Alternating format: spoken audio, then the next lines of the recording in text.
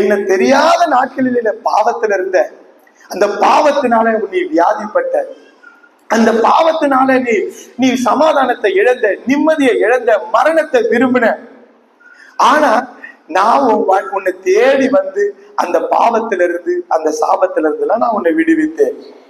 விடுவித்தவர் ஒரு வார்த்தை சொன்னார், என்னை பின்பற்றி வா.